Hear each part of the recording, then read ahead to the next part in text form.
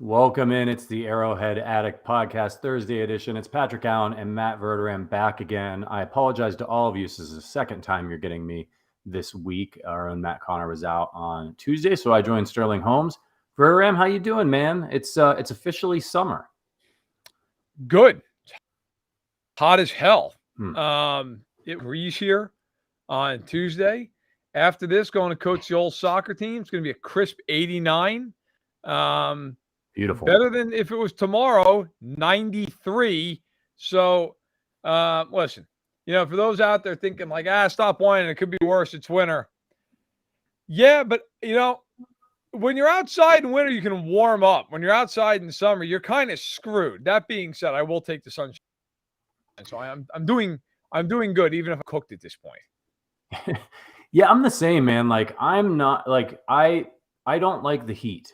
In the wintertime, you can always warm up. If you're cold in your house, you can get blankets, you can put on a hoodie, wool socks, like whatever you need to do. If your air conditioner breaks and it's I'm having some roof work done here in a couple weeks, and I've got like my two air conditioning units are on the roof. They're gonna have to take them down so they can do the roof work. Man, I'm gonna grease that guy's palms. I'm gonna be like, work fast, get this done in a day, because it's not good. I'm gonna be sleeping in the basement or something. I remember growing up as a kid.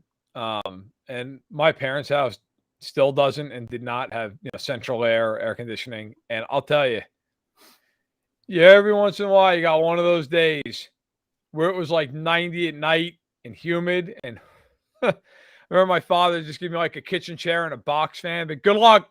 Yeah. Okay. Now at least when I do visit in the summers, I'll have the AC units in for the bedrooms, which is nice. Yeah. But man. It gets toasty. Now I'm so spoiled if we got the central. I see people chatting from Florida right now, like it's 101, it's 108. Right. Bro, move. Yeah. Like move now. I can't even imagine. It's like when people say about Arizona, it's 120 degrees in Phoenix. Like, yeah, but it's a dry heat. So is my oven. Okay. There's no way. There's no way. 120 degrees is 120 degrees. Damn right, that's it. Yeah, Tone says it's in the chat. Bora Bora, it's 70 degrees all year round. Boy, that would be nice. That's the dream right there. Yeah. This is the Arrowhead Addict podcast, brought to you by the Kansas City Beer Company at KC Beer Co. on Twitter. Give them a shout. A lot to get to today. Nothing crazy. The schedule came out for training camp. Actually, It's official now. So. The rookies are reporting on the 22nd of July and the veterans on the 26th. So we're about a month away from the action here. Are you looking forward to that, Verderame? Yeah, absolutely. Look, you know what? When you get into training camp, it starts to feel like, okay, it's a new season. I mean, it always starts to feel like that a little bit with the draft and free agency and the schedule, for sure. But you start actually seeing the new team on the field together, and not just in like some walkthrough thing where they're in like basically t-shirts and shorts, like actual getting out there, cracking pads a little bit, especially in Kansas City where the practices and the training camps are more physical than a lot of other cities. So yeah, training camp's always fun. Sure, not for the players, especially veterans, man, you got to be thinking like, for the love of God, just get me the regular season. Right. Yeah. But I am looking forward to it. It's only a month away, which feels like a long time in your head, but then you blink and it's there and it's another season, and that's always exciting. Yeah, man. Everybody always complains about the preseason games, and every year though, man, when the Hall of Fame game comes on, I crack open a couple of beers. I get so excited. I don't care if these guys aren't going to be making the teams. It's NFL football. There's nothing like it, even the preseason. And just when you get in there and like you hear you start hearing the theme music on Fox, right, and all these places, like I just get so jacked up. I can't wait for fall. Listen, everybody, this is the Arrowhead Addict podcast. Patrick Allen, Matt Verderame. I wanted to get into a couple topics today. We're going to talk a lot about the offensive line. There was a list that came out. It's pretty interesting. The Chiefs had some players on there. We're going to hit our breakout candidates for this season, and then we're going to rank the Chiefs' rivals, the ones we hate the most, in order. So that should be fun at the end. But first, I wanted to talk to you. This came actually from an article on arrowheadaddict.com. run by our own Matt Connor. And this was an article by Jacob Milhan, who writes over there, does great work. And I thought this was a really interesting, especially like midsummer topic to debate.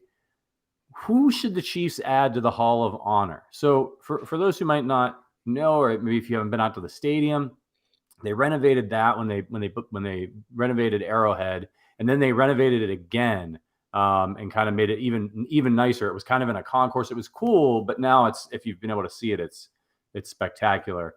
But the Chiefs have been doing this since the 70s, and they generally do about one guy a year. Sometimes they skip a year, but about 10 players, and I think almost exactly 9 or 10 every decade get in the Hall of Honor. There's 49 players in there right now, and so in Jacob's article, he talked about who should be next, who's going to be number 50. The most recent inductee into the Hall of Honor was Tim Grunhard in 2021. And nobody got in 2020. So he suggested 3 guys. I want to run them by you, Verderame, get your thoughts, and then see if there's anybody else you think is missing from that list. And if you guys that are watching live, if you want to see who's in there right now, or if you're listening later, you can find that at kcchiefs.com/Hall of Honor, all one word. And it's all right there. So Jacob suggested Jamal Charles, Alex Smith, and Derek Johnson. What do you think of that list? And is there somebody who stands out on it for you that you think should get in? Well, right off the bat, I mean, look, it's a no-brainer. Jamal Charles is, absolutely. Derek Johnson, absolutely. I mean, he's all-time leading tackler on the team. Derek Johnson's one of those guys, like, he won't make it to the Hall of Fame, but he's like the next class. The Hall of very, very, very good. I mean, Derek Johnson was a phenomenal player. Those 2 are easy. Alex Smith, I could see being more divisive for the fan base. I personally think that guy, as history goes on, will be very favorable to him. He took them over when they sucked. And he gave them professionalism. He gave them competency. He gave them a base to work off of. And then he took Mahomes under his wing. That could have been a really rough situation. It wasn't. I would put all 3 of them in. I would put all 3 of them in. I see Lucas says Sabby Piscatelli, son of a bitch. It's a terrible day when Sabby Piscatelli gets brought into the mix. Shabby. I think for me, all 3, but Charles and DJ, it's not even a question. They're in. Yeah, with Alex is a tough one because he's one of my favorite Chiefs ever, and he really was a bright spot and helped turn the team around. But also, when you look at, he won 1 playoff game. Now, of course, Tony Gonzalez is in there. He never won any playoff games, but he's a Hall of Famer. I don't think Alex is a Hall of Famer. So right. it's tough. And some of the guys who are on here, I mean, Derek Thomas and Tony Richardson and Gonzalez, Priest Holmes, Brian Waters, Will Shields. So it's very exclusive. It's not the hall you get in where it's like, oh, we really loved you. You were a fan favorite, but a lot of really great players. Marty's in there, Marty Schottenheimer. I don't know. I honestly, I think it depends on how the decade shakes out with great Chiefs players, because they got a lot of good ones right now. It could be tough for Alex to get in there, but I'd like to see him in. I love him, and I think he did a lot for the franchise. And I agree with you, Jamal, Derek Johnson, no brainers. Let us know in the chat. What do you guys think? Cheeto Freak says, is Dustin Colquitt in yet? He will be. Yeah. Because Gerald Wilson is in, who was the punter during their championship in '69. Colquitt will be in. I've seen a lot of people say Eric Berry. Eric Berry is going to make it. Yeah. Eric Berry will be in the Chiefs Hall of Fame, Hall of Honor. Another one, by the way, that's a no-brainer. He will get in. Tom Lee. Tom Lee will get in. That's no doubt. I mean, after that, then I think it becomes a little more interesting. I mean, look, we know like certain guys in team right now. Like he'll be in when he retires one day. Kelsey could put it now. Mahomes, the same thing. What about Justin Houston?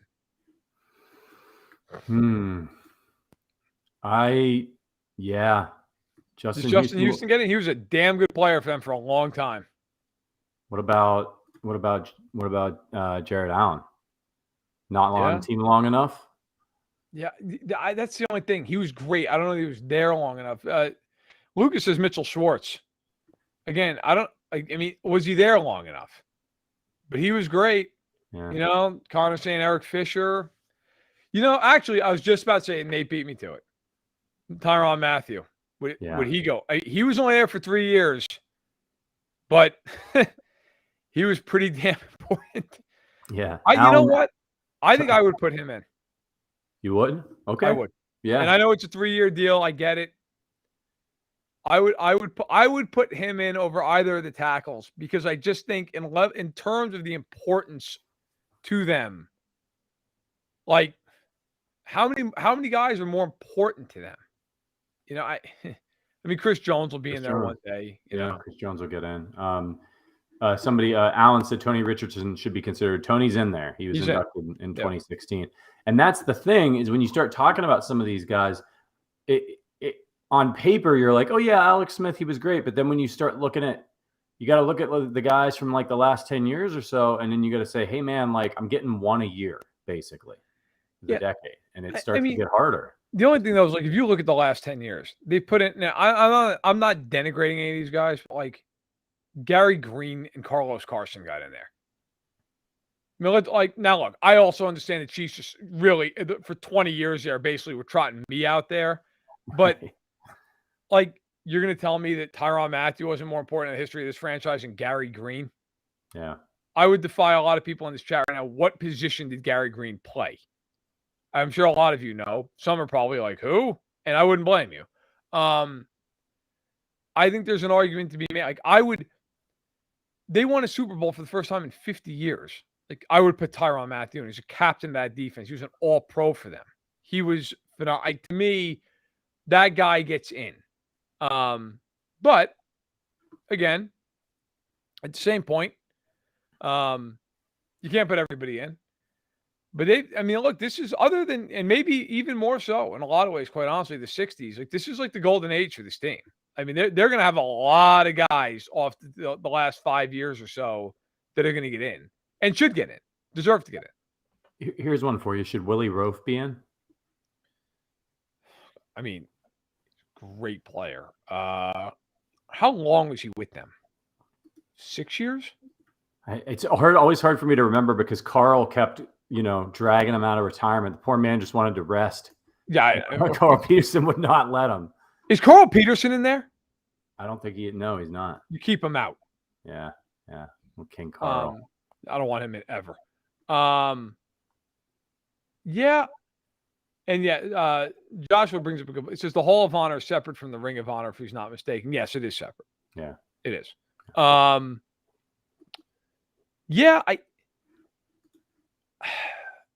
It's interesting. Yeah, no, I mean, look, there's a lot of guys. There's a lot of guys that absolutely deserve to go in. They've been there the last 5 years or so, and you know what? To me, like, it's always like that argument with the Hall of Fame. Like, how many more Steelers are we going to put in? Well, they won 4 out of 6 years, so probably a lot of them. It's like, well, did they really have 9 Hall of Famers? Yeah, they did. They were great. The same thing with the Packers and the Niners of the 80s. Like, yes. I mean, we can kind of maybe move on, but I think like the bigger argument, my bigger question, everybody, like, take your bias out the best you can for a second. How many guys that have been on the Chiefs, and I'm not including like Terrell Suggs, who's there for like an hour, like how many guys who've been on the Chiefs under Andy Reid are going to end up in the Hall of Fame, the Pro Football Hall of Fame, not the Chiefs Hall of Fame, the Pro Football Hall of Fame? How many guys are going to end up getting in? Definitely Kelsey. Yep. Obviously, Mahomes probably already in. I think Tyreek Hill's going to make it. I do too. He's going to make it. Unless he totally falls apart. Right. Yeah. Is Chris Jones a Hall of Famer? I think he's got to have a couple more really, really good years. Yeah. He's like a kind of wait and see. But I mean, my point is, you look at those guys. I don't think Justin Houston's going to get in, but he was a damn good player. The same thing with Tamba. The same thing with Derek Johnson. I mean, if you start looking at the careers that these guys put together, Now you got to keep in mind, man, it is an ungodly bar to get in. Like Tamba, 5-time Pro Bowler, 89.5 sacks. That's a great career, but like he's not going to get in. He just didn't do enough. He's not going to get in. Now I actually look. I'm not a Hall of Fame voter. I would love to be one day. I think it'd be awesome, but I'm not currently. Derek Johnson to me, 4-time Pro Bowl, 1-time All Pro. He's not going to get in, but like I would vote for him before I voted for Tamba. As great as Tamba was, I think he's an interesting guy, but I don't think either one of them make it. Now Houston, he is somebody statistically who probably has the best case. Also 4-time Pro Bowl, also 1-time All Pro. He has 102 sacks.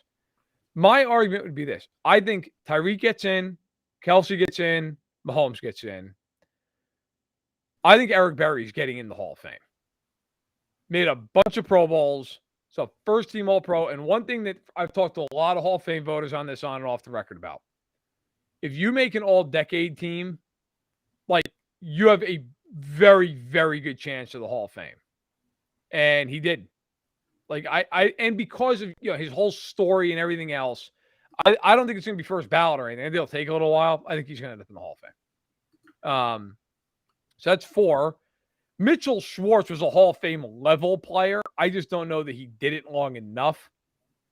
I could see him being like one of these guys in like 50 years with the Veterans Committee that he gets in. Yeah. But I think that's what it would take. Chris Jones is the interesting one. And then look, why do we even waste time on this? Creed Humphrey and Trey Smith, just put them in now. Right. And we're going to talk about them in just a minute. That's right. There's some good young players that have yet to even really finish the first chapter of their story. Right. But before we get to that, I got to tell you, this podcast is brought to you by the Kansas City Beer Company at KC Beer Co. on Twitter. KC Beer Co. I'm rocking. This is a really fresh polo, by the way. I tucked this in the drawer and totally forgot about it in the wintertime. Was in there messing around today, pulled this thing out. It's been great. It's keeping me cool. Just like my KC beer. We had a fire over the weekend. I was getting over the COVID, and so couldn't really go anywhere, but was feeling much better. We're sitting outside. I cracked open a KC beer, and it was the first beer I had since I got sick, and it really hit the spot. By the way, how are you? Doing better? Doing very well. Feeling great. Feeling great. No longer positive, so I can go out in the world. And but yeah, KC Beer Co., longtime sponsors of this podcast, are absolutely fantastic. They're going to be with us, through the end of the year here. If you're in Kansas City, look for that red KC Beer Co. carton in your store. If you haven't tried it yet, it's absolutely fantastic. We smuggled some back here to Chicago, enjoying it all the time. And give them a shout out on Twitter at KC Beer Co. Let them know that you heard about their product on the Arrowhead Addict podcast. I know that this is one of those breweries where you guys that listen in other places, you can't get it because it's not distributed everywhere yet. Yet is the key word, right? Yep. This is a newer company. They haven't been around for that long, but they make fantastic beer. They're super popular. If you go anywhere in Kansas City, they're almost always on tap. So it's not just Boulevard anymore that you see. KC Beer Co. is there. So keep an eye on it. If you get to Kansas City, check it out, and hopefully they'll be where you are soon. Dare to beer different. Okay, let's talk about this offensive line that's so fantastic. We always mention them, but we never really dive deep into these guys, and now's a great time to do it. So a list just came out over at Pro Football Network, and what they did was they ranked the top 20 NFL offensive linemen heading into the 2022 season. And the Chiefs, not surprisingly, but it's just incredible, have 3 players on that list. 3 of the 20 slots, and 2 of them are very highly ranked. So Creed Humphrey, which I was a little bit surprised at, and I think Creed's fantastic. If he's not number 1, throw the list in the garbage. Right? He edged out Joe Thuney, but Creed is 4, Thuney's 5, and Trey Smith is 20, which I thought was a little bit low for how dominant I think he is. That just interior linemen or all offensive linemen? It's interior. Sorry. That's an important distinction. Clarify. Okay. Yeah. Interior. So obviously the list is headed by Zach Martin of the Cowboys, Quentin Nelson of the Indianapolis Colts. Yep. Ryan Jensen of the Buccaneers edged out Creed for center, but Creed came in at number 4. It's a good write-up. You can check it out. It's at profootballnetwork.com/top 32 NFL interior offensive linemen. Just Google that. What is your opinion? Do you think they got these rankings right for the Chiefs players? I mean, I think, look, Tooney and Humphrey, you said are 4 and 5? Yeah, 4 and 5. Humphrey 4. Look, I mean, Tooney, they gave the biggest contract in NFL history to an interior offensive lineman. I'd say he well lived up to it last year. Humphrey, I don't know that people outside of Kansas City who haven't watched him every game like realize how ridiculous that kid is. Yeah. To draft that guy in the second round and just he's immediately that good, especially at center where you've got to know all the calls and protections and everything. I mean, there's a lot going on in that offense. To be that dominant that quickly, like all kidding aside, not like obviously Creed Humphrey's not going to the Hall of Fame based off his rookie season. That's the kind of guy that you watch and see, like, can he be a guy who goes to like 8 All-Pros and has 12 Pro Bowls? I mean, that's the kind of player you're talking about. And then Trey Smith at 20, like, that's an amazing accomplishment. Like, you're one of the top 20 interior offensive linemen. Think about across the league, there are 96 starting interior offensive linemen. He was a 6th-round rookie. Like, they did not plan on starting him. I remember out of OTAs talking to someone close to the team. OTAs, like, you can't have contact. Like, if this translates into training camp, this kid's starting.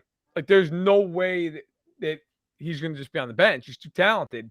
And then, of course, Kyle Long got hurt, and that was kind of that. But no, I think it's a fair ranking. Having one of the 2 top guys or having 2 of the top 5 guys is ridiculous. And 2 of the 3 guys on that list you just mentioned, they cost nothing. They cost nothing. So that's great for the Chiefs. Really kudos to Veach in the front office for being able to get that kind of talent in those rounds.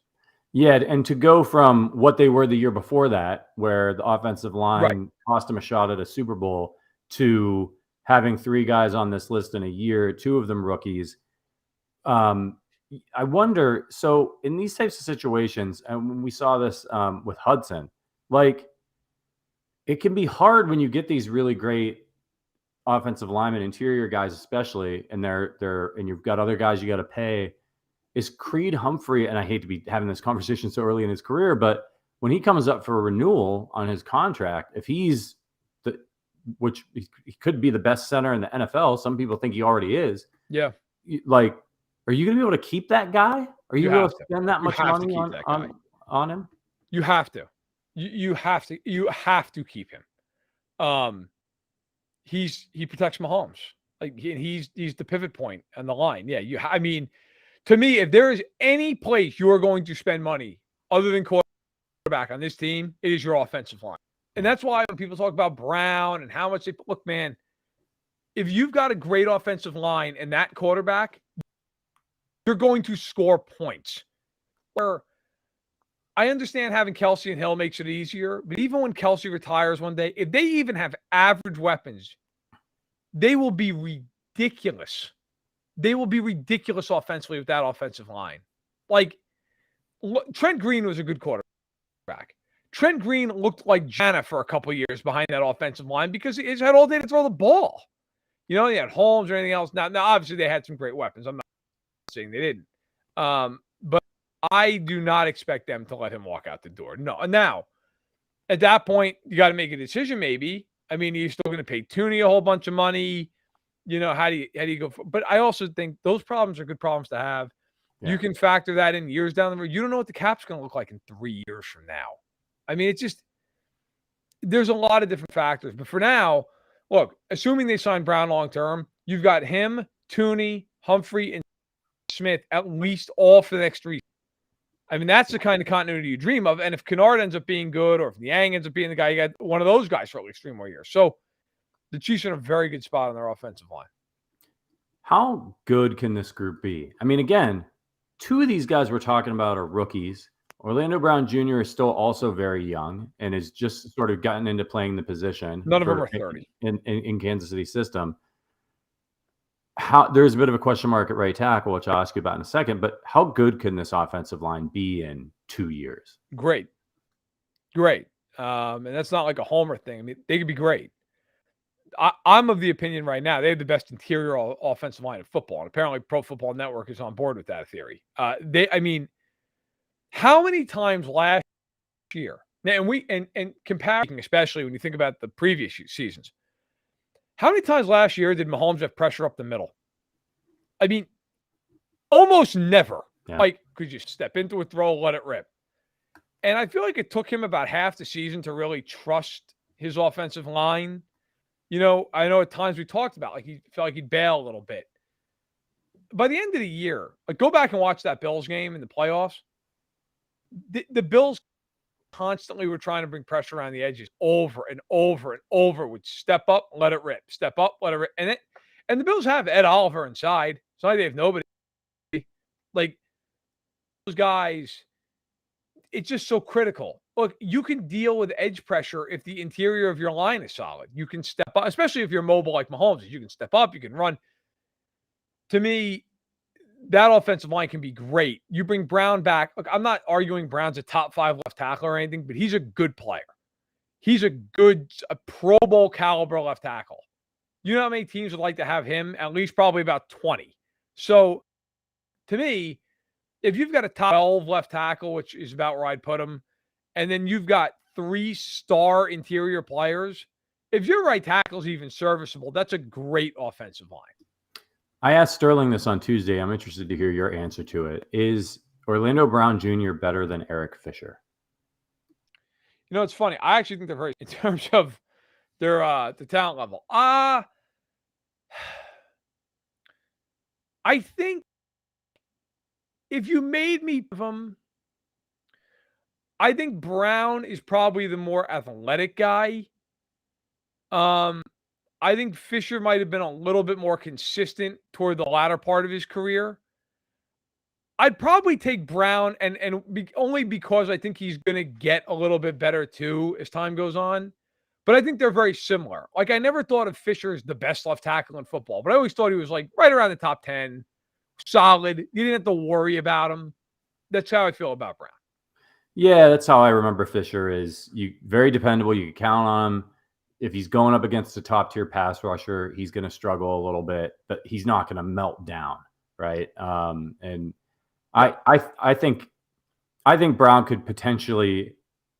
I mean, I can say this because I know how Fisher's career turned out, but I think Brown could end up having a better career than Fisher. That he could be better than Eric Fisher. Yeah. Well, how many? I could look it up. But how many Pro Bowls did Fisher make? Not that this is like the end all be all, but I know he made a few. I don't know off the top of my head. I'll look it up. Yeah. But my point is, I mean, Brown is not even, close to 30 years old yet. I think he's 26, 27. And you're talking about a guy who's already gone to 3 straight Pro Bowls. I mean, that matters. And by the way, he's 26, just turned 26. So Orlando Brown's 26 years old. He's been to 3 Pro Bowls, 2 from the right side, 1 from the left side. I mean, Fisher was a really good player. But if I had, it's, by the way, it's crazy to say this. Fisher's only 31 years old. He's a free agent right now. I mean, he struggled a little bit last year. He made 2 Pro Bowls. Okay. Eric Fisher made 2 Pro Bowls, 2018 and 2020. I mean, Brown's 26 years old. He's made 3 Pro Bowls. So I would take Brown. But I do think, though, that Fisher gets underrated over the course of time. Fisher was a good football player. He wasn't great, but he was good. And in the end, he was a help in them winning the Super Bowl, even though in the Super Bowl, he got run over like a road cone by Bosa the entire game. They found a way. What about the right tackle position? Is it Lucas Niang? Like what, I think sometimes the rest of the offensive line is so good, we sort of gloss over the fact that that's sort of up in the air. How do you see that playing out? I think it'd be Niang if he's healthy, but he's coming off a torn patella, like real late in the year. That's a serious injury. That could like keep him out for a year. I think Wiley is probably the guy.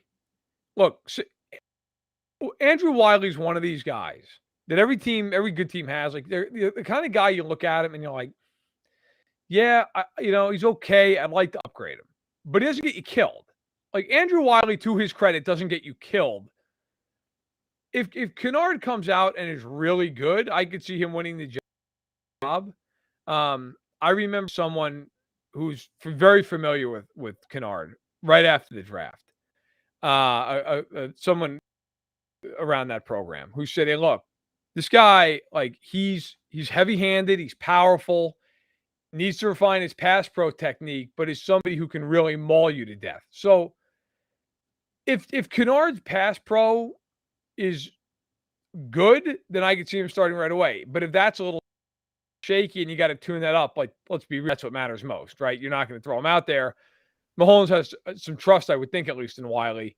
So I'll say Wiley, but I do think Kennard has a real if he comes in and plays well in camp. It's going to be one of those positions to watch in the preseason. It hasn't gotten a lot of run. We haven't even talked about it that much, but it's I would say it's up for grabs and should be interesting. Do you think they should bring back Eric Fisher, give him a look at the right side? No. I have a lot of respect for Eric Fisher. I think Eric Fisher's done. Yeah. You know, that Achilles injury, you know, that at that size, that age, that's tough, man. And by the way, think about where the Chiefs are. Like, say whatever you want about Veach, which I think most people are pretty favorable toward. A lot of people thought they should have just bring back Fisher and see what happens. Well, Schwartz ends up retiring. They cut Fisher, and of course they cut Schwartz as well. Before you knew for a fact he was going to retire. Then they traded for Orlando Brown. I detailed this in a story I did last year where I broke down the Chiefs' whole offseason. When they traded for Brown, they didn't know it at the time, but also traded for Creed Humphrey because with the pick that they got, the second round pick they got back from Baltimore, that pick and Nick Bolton, the Ravens, per a source that I talked to in the league, along with the Giants, were very smitten with Creed Humphrey and were willing to take him right around that spot. If the Ravens still have that Nick Bolton pick and the Chiefs don't trade for Orlando Brown, don't have Orlando Brown or Creed Humphrey, and the Ravens probably have at least one, if not both of them. I mean, that's crazy alternate world to live in. Yeah. Actually, from the Pro Football Network article that we mentioned in their write-up for Creed Humphrey, they said, no fan or analyst outside of Kansas City should ever forgive the league for allowing Creed Humphrey to fall to pick 63. Amen to that. Appreciate it, everybody. Thanks for the help. We're going to move on here, but first I just wanted to let you know that if you like the Arrowhead Addict podcast, consider becoming a member of the Arrowhead Addict family. Members get access to special emojis and loyalty badges that they can use during our live YouTube streams, which we're doing right now. And you get access to our private Discord where you can hang out with the AA hosts and talk Chiefs football, movies, beer, so much more. It's especially fun this time of year because there's not as much Chiefs news. So we're talking about all kinds of things in there. We get members get invites to special events like happy hours, virtual happy hours, and maybe some in person here in later this summer or in the fall. We're doing trivia coming up pretty soon. We're giving away some Arrowhead Addict swag. So we appreciate your support. If you're interested, check out the link in the description. All right, Verderame. So as we talk about heading into training camp and, players that are out there, they're trying to make a name for themselves. Is there anybody that you have on your list to be a breakout candidate for the Chiefs this year?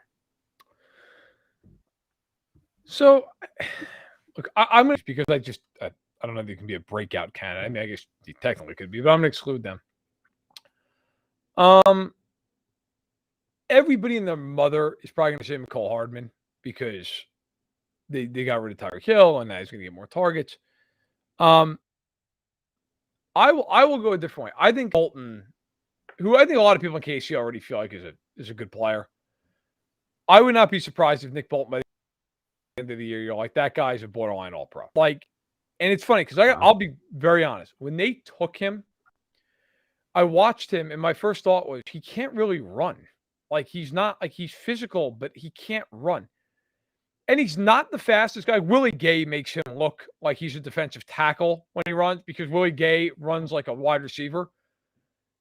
But Bolton, especially the second half of the year, once he kind of got used to the NFL and started reading keys, he's so instinctual. And in that regard, he reminds me of Derek Johnson. Like he beats offensive linemen to spots. You're like, that offensive lineman knew where he was going and Bolton still got there and blew the whole play up.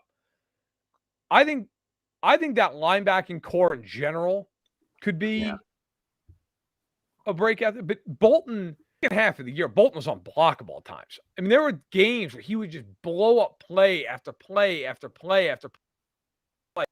He's my guy. I love it. I agree. I think he's going to be fantastic this year. Second year in the system. He's comfortable, confident. But my guy, I'm going with another linebacker. My breakout candidate is Willie Gay Jr. I think Willie Gay Jr., this is it. I think he's going to go off. And I talked about this on Tuesday with Sterling. My bold prediction for Willie Gay Jr., I think he's going to have 4 interceptions this year at the linebacker position. He's so instinctual. He's so light on his feet. He's got ups and athleticism, and I think he's gonna be the beneficiary of a tipped Chris Jones. Chris Jones is gonna be in the middle all year. He's gonna get one of those right to him. But I think he's gonna sneak up on a couple of quarterbacks back there. Now that he's seen a lot of different offenses, he's played guys like Justin Herbert a couple times, and he's going to see some tendencies, and I think he's going to jump in some throwing lanes and make some really big plays for this team. Have you ever seen the movie The Replacements? I've not, no.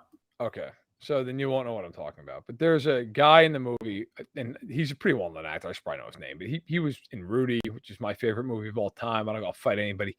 But he's in the movie, and he plays this linebacker who is just a maniac of a human being. He's terrifying. I feel like that's Leo Chenal.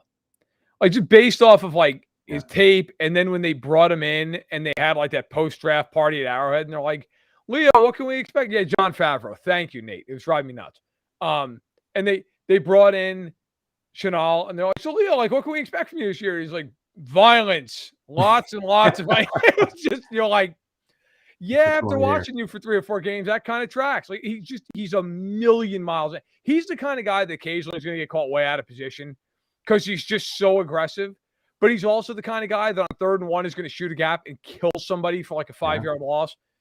Their linebacking core is not going to lack for athleticism and getting up the field. I mean, they're going to be able to do that. That's what he reminds me of. He reminds me of Favreau's character in The Replacements, who is just absolutely out of his mind. A couple other guys that were mentioned in the chat that I agree with. Juan Thornhill's definitely a guy to watch.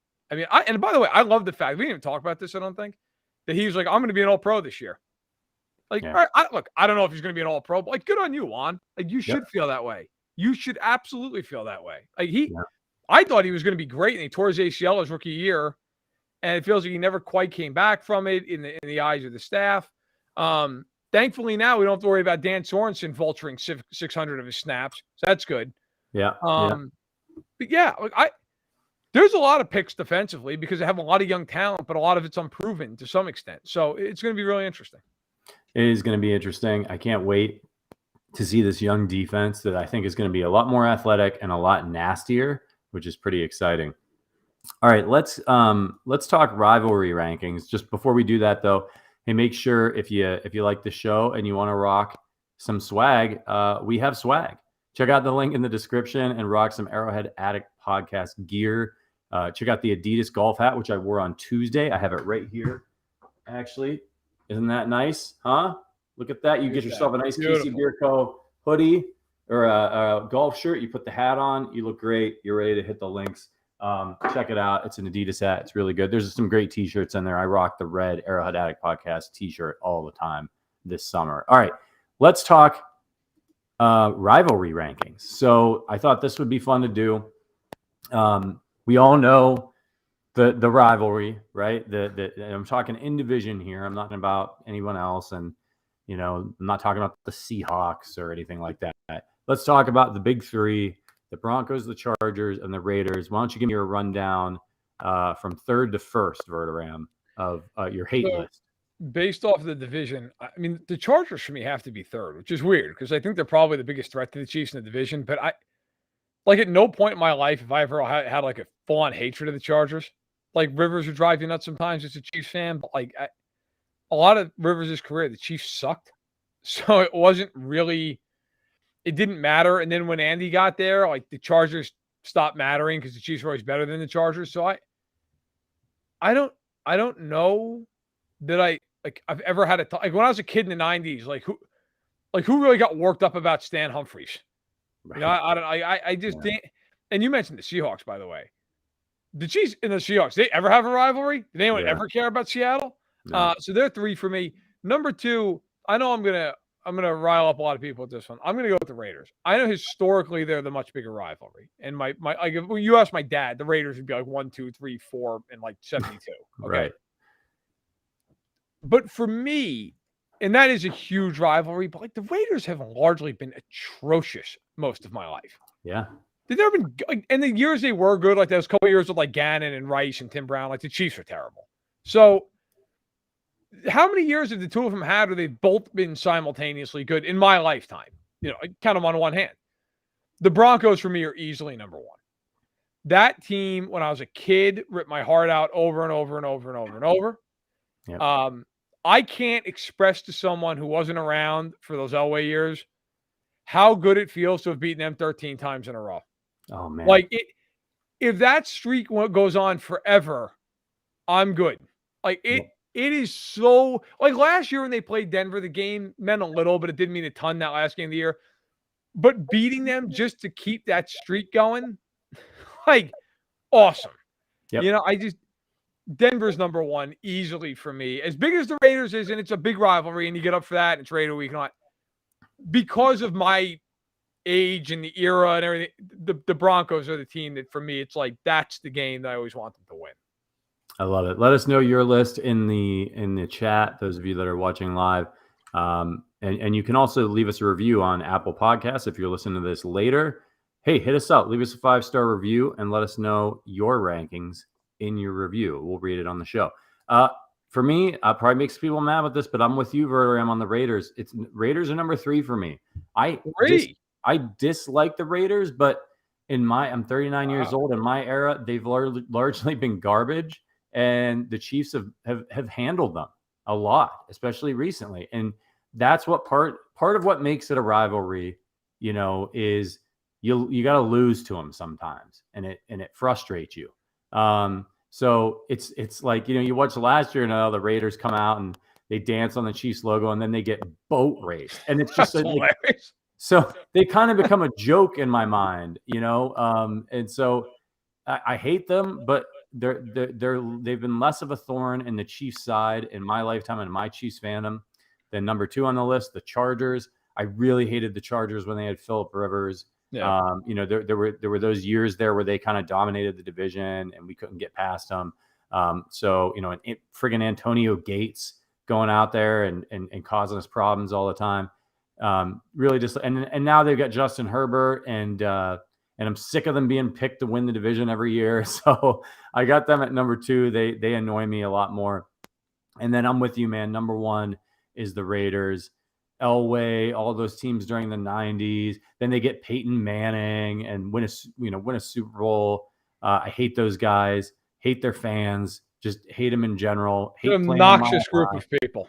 Yeah, it's always good to beat the Broncos, and again because they've largely been they've been a worthy adversary to the Chiefs a lot in my lifetime, and that's ratcheted up the hate. Let's be honest. For most of the 80s, 90s, aughts, they were the Chiefs' big brothers.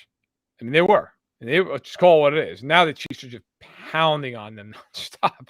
Yeah. I mean, but it's been, I will say this, though. I think in 10 years, 5 years, you might look back and go, you know, the best rivalry is for the Chiefs, the Bills. That feels like one of those, like that Pats Colts deal that went on for like 15 years, which is every year, those teams back and forth and what they're seeing each other in the playoffs. And I mean, that, you know, the divisional rivalries are always going to be the ones that they're the longest lasting, and you play each other twice a year. But in terms of like I know some people say, what about the Pats? But I feel like if you ask the Patriots fans, the Chiefs weren't a rival for the Pats. You know, they weren't. The Bills, like, they hate the Chiefs at this point. Yeah. You know, and I think Chiefs fans are like, man, enough of Josh Allen. What about Mahomes? Like, I think that, and you know what, for me anyway, and this is just a quirky thing, but one of the reasons I can't get into the Chargers rivalry is they have no fans. Like, I can't, it's like, oh, wow, we're going to go play the Chargers on the road. It's like a home game. I mean, part of it with Denver was like going a mile high. And, you know, like, say whatever you want about the fans, but like, they're crazy and it's passionate. It's loud. It's the same thing with Buffalo. Like, it's a brutal place to go play and it's outside and it's cold. And like, for me, there's something about that makes it even more so. Where I feel like with the Chargers, it's just always been so like sterile. They don't have fans. There's never any elements involved unless it's at Arrowhead. Like, so I think the Chiefs and Bills, I have the feeling you're going to look back on, man, Allen and Mahomes played each other 20 times. They saw each other in the playoffs 6 times. And, I think that's going to be one you look back on. That's going to be a big one. Yeah, they've played each other a lot, even in recent years when they both stunk. And so we were playing the Bills every year. Yeah.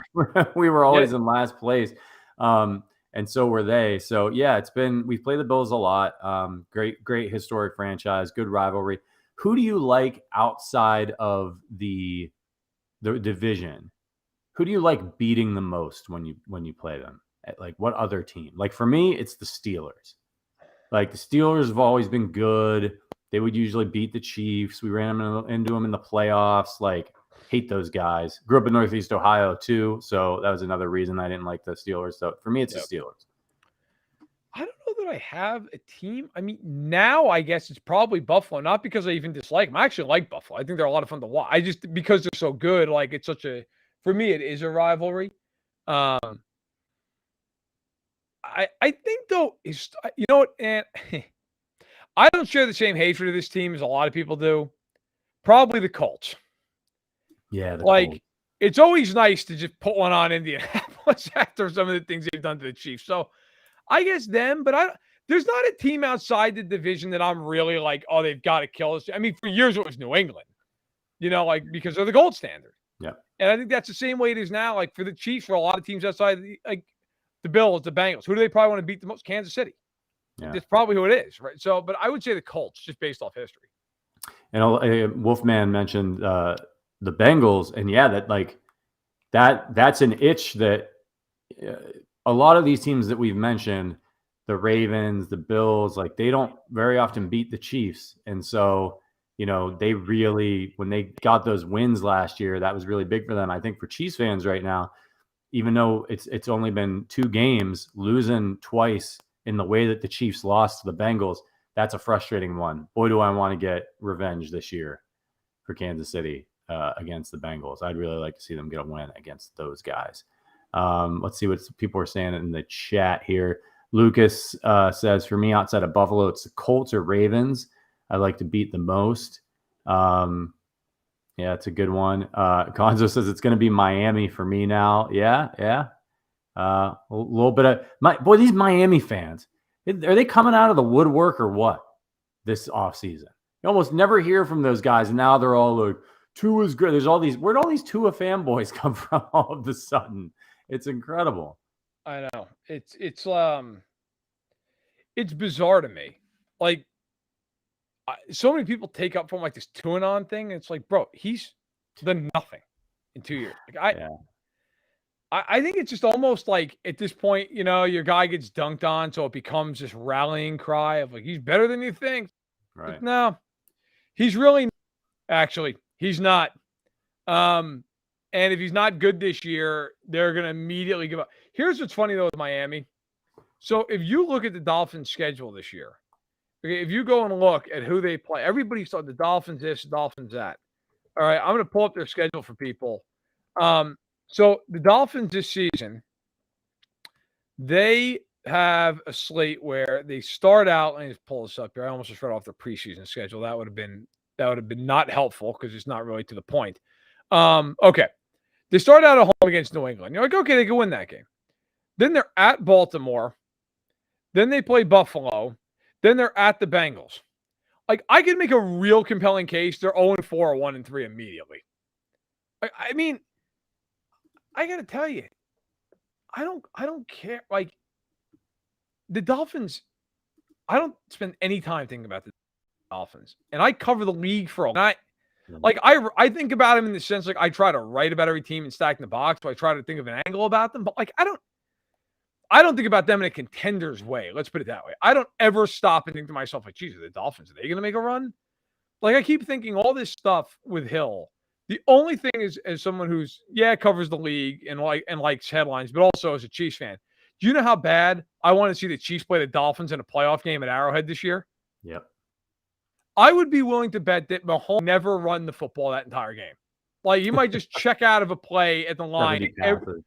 Oh my God. You know what they would do purposely off? I mean, it would be insane what Mahomes would do in that game to prove a point. And I can tell you right now, if they did anything, they would double him every play just to make the point. I mean, if the Chiefs play the Dolphins and they're healthy in a playoff game this year and it's at Arrowhead, you couldn't give me a line big enough not to pick Kansas City.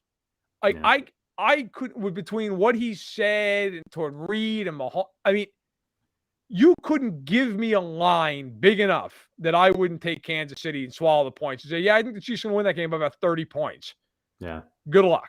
Yeah. If they make the playoffs. They're not even going to make the playoffs. Real quick before we get out of here, since it's so damn hot, give me your top 3 popsicle flavors. What are your go-tos? So, first of all, this is better for my daughter who loves popsicles more than life itself. I like those flavor ices, like those, like the old school push up. one. Oh yeah, great. Yeah. I'll go lime, blue raspberry, and then orange. I'm a fan of orange. I love it. Lime, very interesting. Yeah, I'm an orange guy too.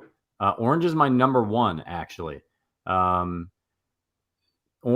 then I got to go probably cherry after that. And then I'll go lime as well. I do love a good lime. I read this article once where they talked about, it was like it's just crackpot theory that you could tell which kid somebody was in order based on their favorite popsicle. Because they were like, cherry is the most popular. So if somebody says cherry is their favorite, it's probably the firstborn. And then, like second or third kids would like grape or orange, and then like if somebody says something weird like banana or like lime or something like that, they maybe they're a little bit further down the pecking order. Oh, you guys are lighting up the chat. Bomb pop, fudge. I love a good fudge sickle. And they don't have that many calories. That's a really good treat, actually, is a fudge sickle if you're looking to get a little something sweet. But man, give me an ice cream sandwich any day. Love. Oh, they're great. Yes, so good. Absolutely. So good. Yeah. Cheeto Freak says only psychos like cherry. Says very, very strongly about that. I was gonna say, Cherry's really having a tough day here with Cheeto Freak. Yeah, popsicles, man. I always find I eat a lot of frozen yogurt in the summer. I actually have kind of grown to like frozen yogurt more than just like regular straight up ice cream. I don't know why. But there's a place here in town that I take Maisie to every week. Once a week, we go and get. It's one of those things like you get frozen yogurt and then you can put all your own toppings on it. Oh yeah. And I'm like, yeah, we'll go once a week, which we have all summer until this recent heat wave, in which I've gone like 5 times in like 7 days. Yeah. So thank God for the gym. Yeah. Halo Top is basically frozen yogurt. They've got some pretty good flavors, but I think I cracked the code with Halo Top because I would always get the peanut butter, but they can't put too much peanut butter in there.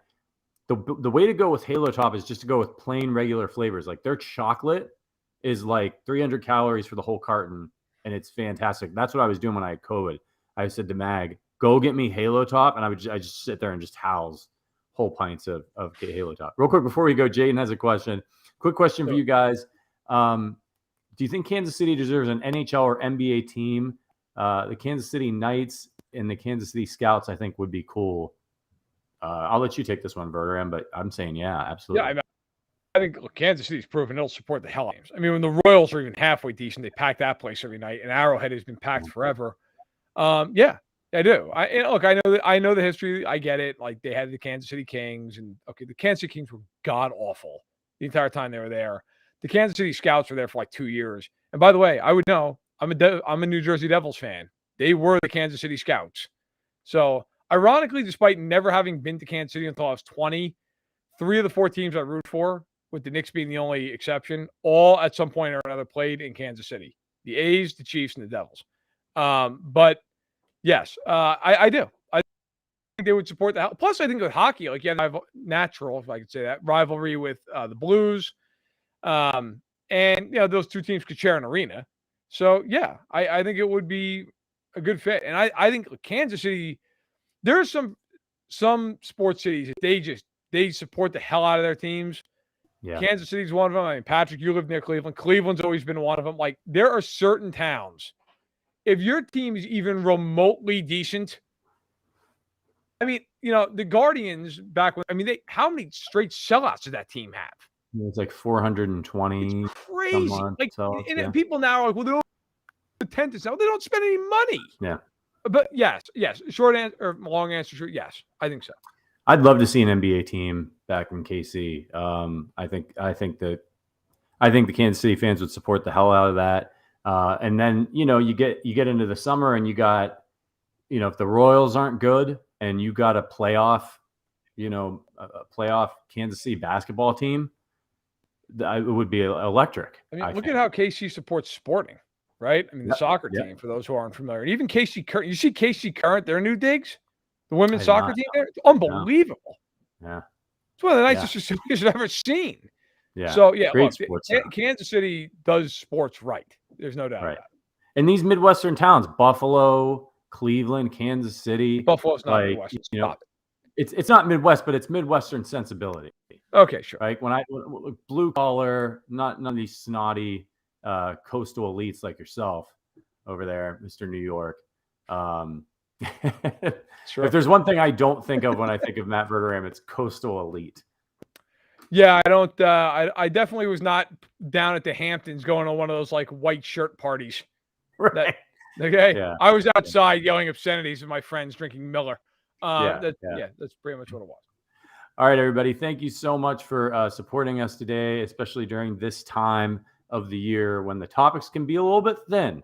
And we got to do, popsicle rankings. And oh, by the way, that cereal, Quisp, which I reviewed on Tuesday, Verderame, if you see it in the store, it tastes exactly like Captain Crunch. It's fantastic. I gave it 4 CT crunches. Wow. It was good. It was good. And it I was worried for your health when I saw that you bought that. But I know it doesn't cut the roof of your mouth, which we talked about on Tuesday, because the shape of the cereal is they're supposed to be like flying saucers. So generic ass looking box. It's apparently from the 70s. I did a bunch of research on it. It's really good though. It's really, really good. I might go have a bowl right now. All right, everybody.